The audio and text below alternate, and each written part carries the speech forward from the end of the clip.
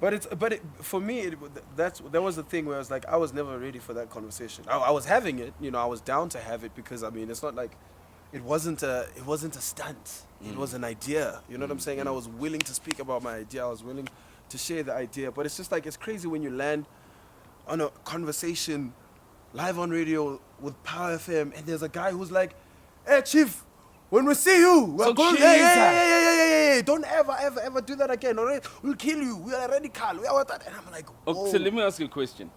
Mokabang abantu abamnyama, black people generally, you know how black people are with Jesus, you Right, know? right. I might have written something about the song and the cover. I don't know what I wrote. But so I believe that I said, what would Jesus do? Yes. And I said, you know what would Jesus do? Jesus would be like, let that nigga finish his shit. I got a concentration camp waiting for him. Where you gonna burn? That's what Jesus would do. But I said, why are all the Jesus freaks always trying to speak on behalf of Jesus? And why can't they just let Jesus do his thing? And I Here's think, a and question. Jesus has done his thing. Here's a You just question. got robbed this weekend, nigga, and you got into a car accident. Jesus is working, Baba. Jesus is working, Jesus. Anyway, my point was,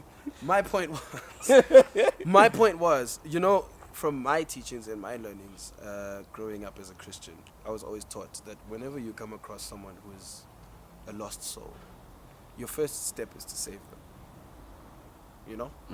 And when I looked at everybody and all the real hardcore Christians and how they were reacting, I was like, I'm really waiting for someone who's trying to save me. You know what I mean? I'm looking for someone who's looking at me and saying, this boy is troubled. He's lost Jesus. There's no hope for him. We need to save him. I'm going to pray for him.